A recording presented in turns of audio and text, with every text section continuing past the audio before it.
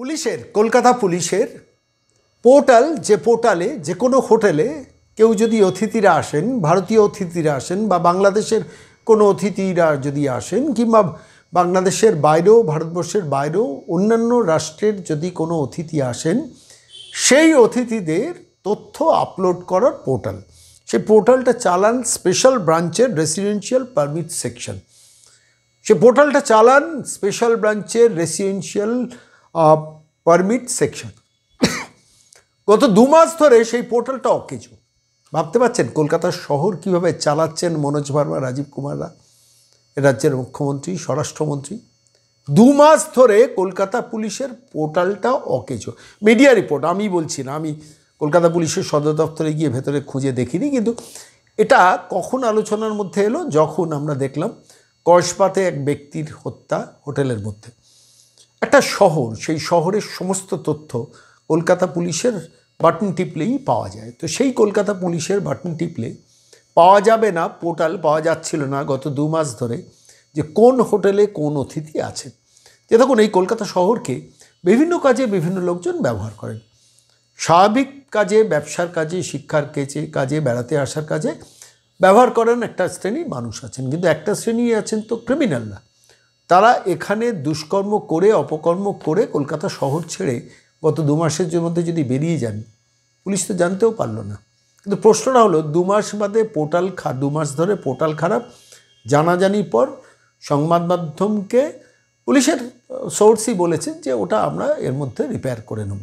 কিন্তু প্রশ্ন হলো 2 মাস ধরে পোর্টাল বন্ধ।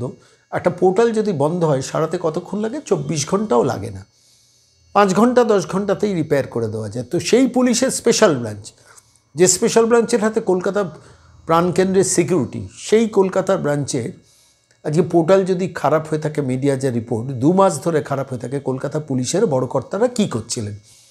স্পেশাল ব্রাঞ্চের যিনি কমিশনার বা ডেপুটি কমিশনার বা যিনি দায়িত্বে আছেন, তিনি কী করছেন? তার চাকরি যাবে না? তার তো চাকরি যাওয়া উচিত।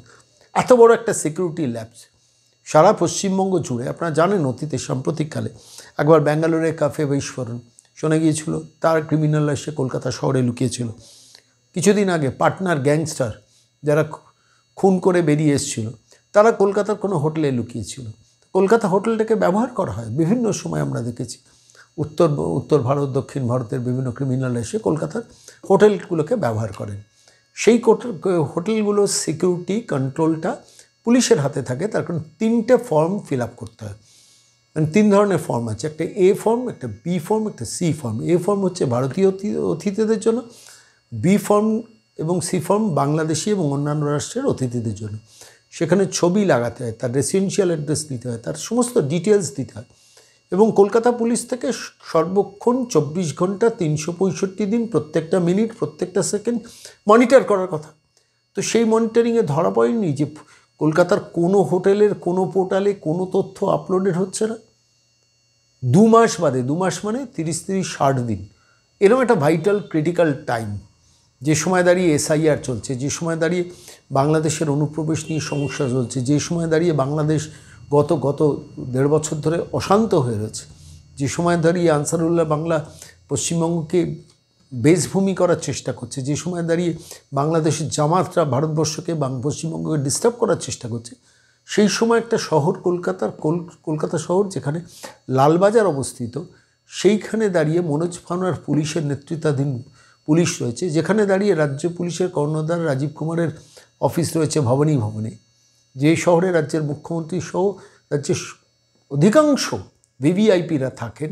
কলকাতা শহর one of the largest and busiest শহর এই ভারতবর্ষের, তার এটা সিকিউরিটি ল্যাবস। তো কেউ প্রশ্ন করবে না, এটা আনন্দবাজার শতাধিক প্রচারিত শতাধিক বর্ষের প্রাচীন পত্রিকা, সর্বাধিক প্রচারিত দৈনিক, প্রথম পৃষ্ঠা তো এটা বড় করে খবর করা উচিত ছিল যে কলকাতা শহরের প্রাণকেন্দ্রে স্পেশাল ব্রাঞ্চের রেসিডেন্সিয়াল পারমিট সেকশনের একটা পোর্টাল 2 মাস অর্থাৎ 60 দিন ধরে বন্ধ হয়ে পড়ে রয়েছে। এখন পুলিশ বলছে সেটা রিপেয়ার করবে।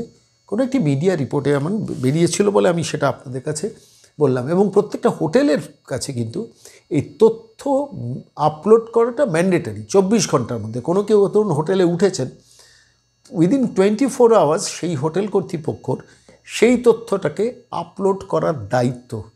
এবার তিনি যদি ফেল করেন তাহলে তার সেটা শাস্তিযোগ্য অপরাধ।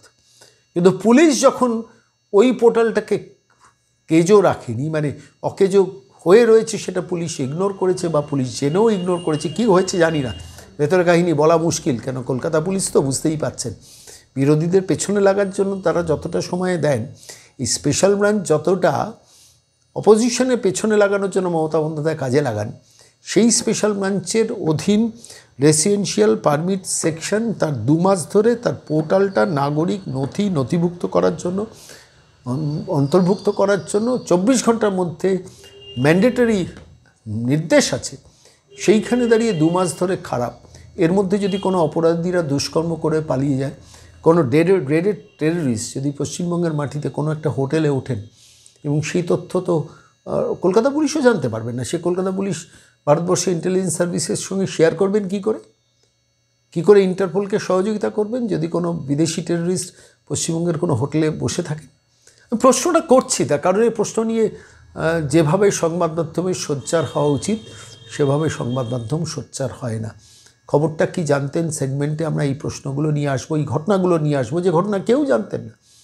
ঘন্টার পর ঘন্টা আলোচনায় ইলেকট্রনিক্স মিডিয়া এই তথ্য নিয়ে কোনো নাড়াচাড়া হবে না, ফলে মানুষ জানতে পারবে না, আর মানুষ জানতে না পারলে বয়ে গেল। আমি শেষ করব সেই মৌলিক প্রশ্নটা দিয়ে, যে কলকাতা পুলিশের স্পেশাল ব্রাঞ্চের সেই অফিসারদের কি শাস্তি হবে? সেই কমিশনার যিনি দায়িত্বে আছেন, ডেপুটি কমিশনার হোক, অ্যাসিস্ট্যান্ট কমিশনার হোক, যার অধীন স্পেশাল ব্রাঞ্চ রয়েছে, তাঁর কি দৃষ্টান্তমূলক কোনো শাস্তি হবে? যদি শাস্তি নয় তাহলে ধরতে হবে তার জ্ঞানও তো হয়েছে, তিনি কনসিয়াসলি জানতেন যে পোর্টালটা খারাপ। এখানেই প্রশ্ন উঠছে যে পোর্টালটা কি খারাপ করে রেখে দেওয়া হয়েছে? আমি বিশ্বাস করতে রাজি নই। কিন্তু পোর্টাল 2 মাস ধরে স্পেশাল ব্রাঞ্চের খারাপ, সেই তথ্যটা কোনো কমিশনার জানতেন না, কোনো অফিসার জানতেন না, যারা পরিচালক তারা জানতেন না। আজকে টেকনোলজির যুগ, 5 মিনিটে রিপেয়ার করা যায়, আর সেখানে 60 দিন ধরে পোর্টালটা খারাপ। সংবাদ মাধ্যমের রিপোর্টের পর কর্তৃপক্ষ বলছেন, অন্তত মিডিয়ার তাই রিপোর্ট, না এবার আমরা ওটা রিপেয়ার করে দিচ্ছি। তাহলে এই 2 মাস ধরে অফ রাখার পেছনে কারণটা কি? যে কারণ নিয়ে তথাকথিত বৃহৎ ইলেকট্রনিক সংবাদ মাধ্যম নড়াচড়া করবে না, প্রকাশ্যে আনবে না।